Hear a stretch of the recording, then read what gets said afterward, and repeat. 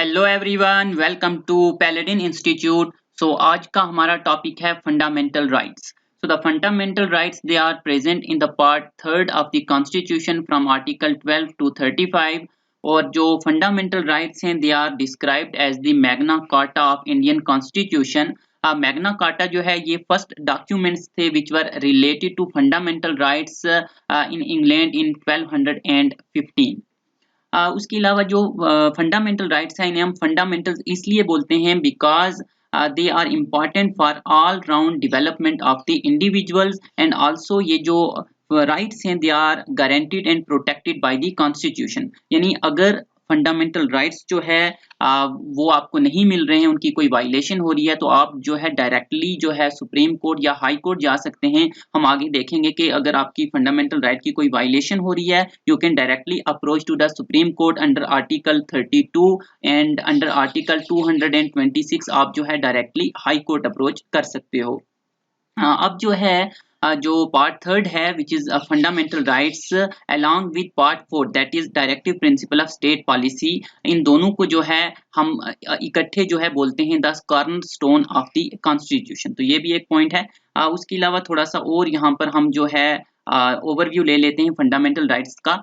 तो अगर हम देखें जो फंडामेंटल राइट्स है उसका जो कंसेप्ट है वो हमने बारो किया है from the constitution of USA, जहां पर जो फंडामेंटल राइट्स हैं उन्हें बिल ऑफ राइट्स कहा जाता है। और जो फंडामेंटल राइट्स हैं जब कॉन्स्टिट्यूएंट असेंबली बनी तो जो एडवाइजरी कमेटी थी जो कि फंडामेंटल राइट्स जो है उसको देख रही थी, उस कमेटी को जो हेड कर रहे थे वो थे सरदार वल्लभ भाई Patel. So there are six fundamental rights that are in our constitution. Initially, as we know, कि there were seven fundamental rights, but जो 44th Amendment Act हुआ था, 44th Amendment Act of 1978, इसमें जो है राइट टू प्रॉपर्टी जो है उसको डिलीट कर दिया गया था। और उसके बाद जो है अभी हमारे पास 6 फंडामेंटल राइट्स हैं। First one is right to equality. Right to equality जो है it is from 14 to 18 article. Then right to freedom जो कि 19 से लेकर के 22 आर्टिकल तक है। Then right against exploitation 23 and 24, ये आगे हम डिटेल में जो है सभी को देखेंगे। Right to freedom of religion 25 से लेकर के 28 तक। Then cultural and educational rights जो है 29 and 30। And right to constitutional remedies जो है 32 से 35। So these are the 6 fundamental rights जो कि हमारे कॉन्स्टिट्यूशन के अंदर हैं। जैसा हमने कहा इनिशियली जो है यहाँ 7 जो है फंडामेंटल राइट्स थी, बट जो राइट टू प्रॉपर्टी है जो राइट टू प्रॉपर्टी है it was in the article 31। So right to property जो है ये आर्टिकल 31 के अंदर था, और इसको जो है 44th अमेंडमेंट एक्ट के बाद जो है हटा करके जो है 300A के अंदर रख दिया गया है। So right to property is now not a fundamental right but it is a legal right. तो ये भी आप जो है याद रखें, now it is in 300A। So next जो है हम डिफरेंट आर्टिकल्स जो है उसकी बात कर लेते हैं। थोड़ा सा इसको हम जो है शॉर्ट में बट इंपॉर्टेंट जितने भी पॉइंट्स हैं उनको डिस्कस करेंगे। सो जो आर्टिकल 12 है ये स्टेट को डिफाइन करता है। देन आर्टिकल 13 जो है ये जो है प्रोहिबिट करता है स्टेट को कि वो कोई भी ऐसे लॉ नहीं बना सकते जो कि फंडामेंटल राइट्स को टेक अवे करें, जो कि पार्ट थर्ड जो कॉन्स्टिट्यूशन का है वहां पर प्रेजेंट है। देन जो है आर्टिकल 14 जो है वो इक्वालिटी की बात करता है। Right to equality, equality before law and equal protection of law, जितने भी जो सिटीजन्स हैं और नॉन सिटीजन्स हैं उनको अवेलेबल है। देन जो है आर्टिकल 15 आ जाता है। आर्टिकल 15 जो है वो प्रोहिबिट करता है डिस्क्रिमिनेशन ऑन सर्टेन ग्राउंड्स, यानी आप किसी भी जो इंडिविजुअल है, कोई भी जो सिटीजन है उसको किसी भी ग्राउंड के ऊपर जो है उसके साथ डिस्क्रिमिनेशन नहीं कर सकते। और ये जो आर्टिकल 15 है it is available only to the Indians.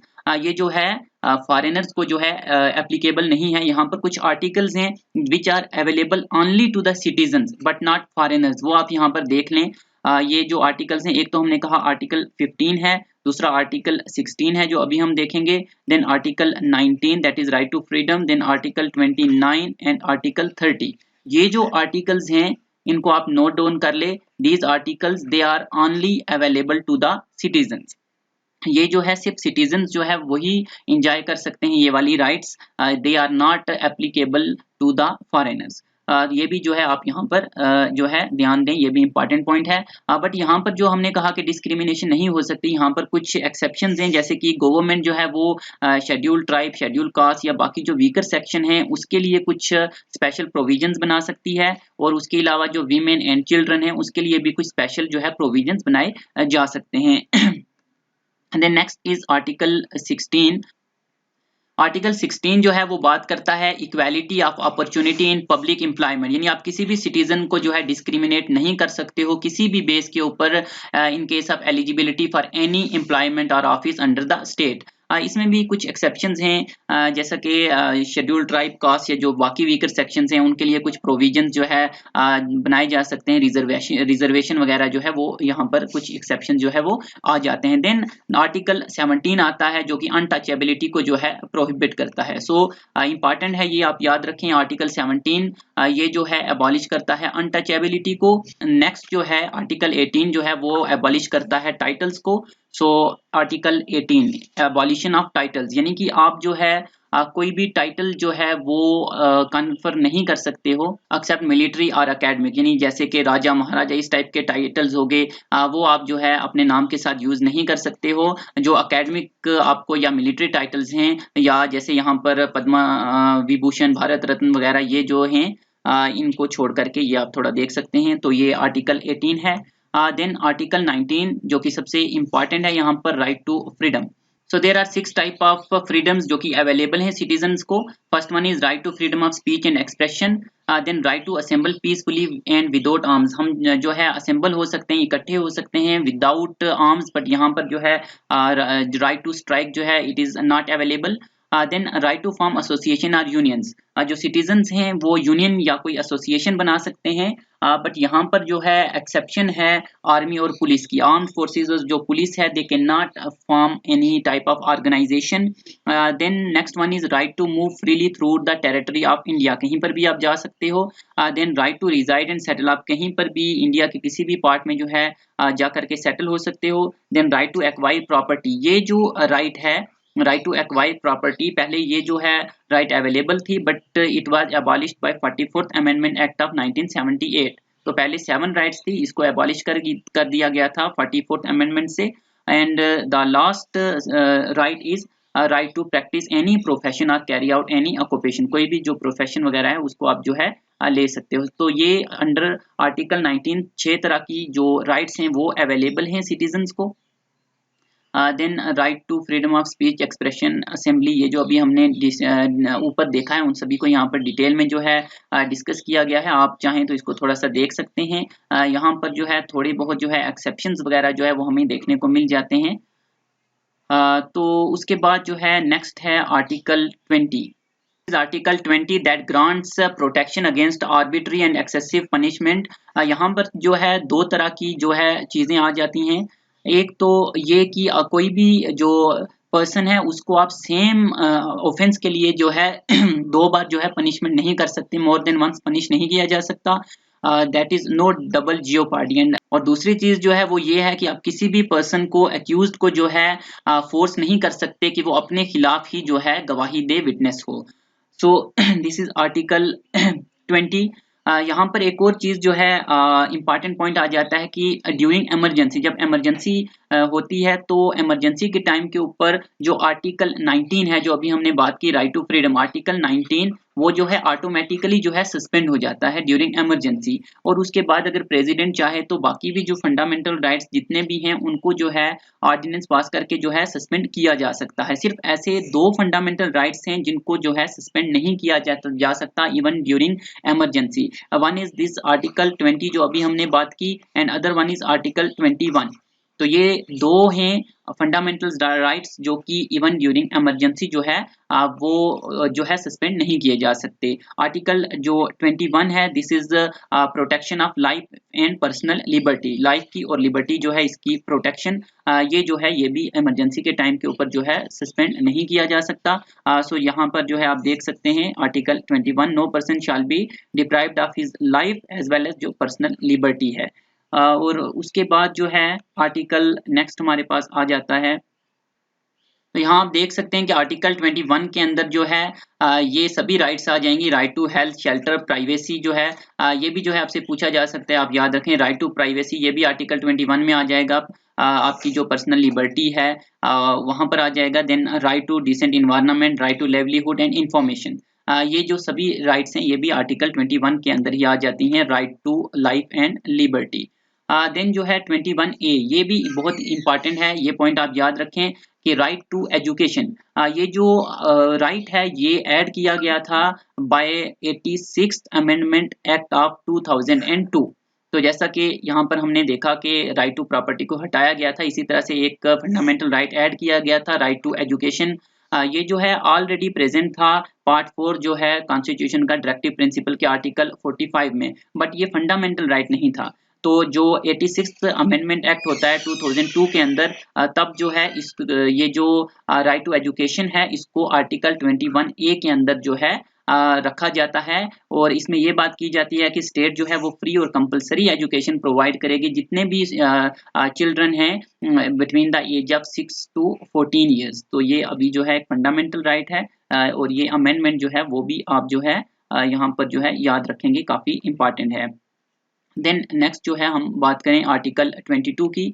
तो आर्टिकल जो 22 है ये जो है प्रोटेक्शन देता है अगेंस्ट सम आर्बिट्रेरी एक्ट्स और कुछ डिटेंशंस के केसेस में। आर्टिकल 22 जो है इसको इसलिए जो है नेसेसरी इविल भी जो है कहा जाता है। और ये जो आर्टिकल 22 है इसी के अंडर ये भी आ जाता है कि अगर आपको किसी ऑफेंस के लिए जो है डिटेन किया गया है तो आपको विद इन 24 आवर्स जो है नियरेस्ट मजिस्ट्रेट जो है उसके पास जो है वो पेश किया जाएगा।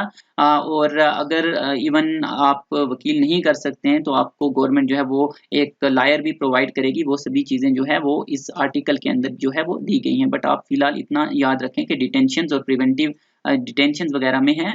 और देन आ जाता है next article right against exploitation. यहाँ पर दो आर्टिकल्स हैं, आर्टिकल 23 और 24। जो आर्टिकल 23 है ये प्रोहिबिट करता है ह्यूमन ट्रैफिकिंग को और फोर्स्ड लेबर को, तो ये आप याद रखेंगे। और आर्टिकल 24 जो है वेरी इंपॉर्टेंट, आर्टिकल 24 जो है वो चाइल्ड लेबर जो है उसको जो है प्रोहिबिट करता है। ये नेक्स्ट आएगा, हम देखते हैं। सो आर्टिकल 24 ये है।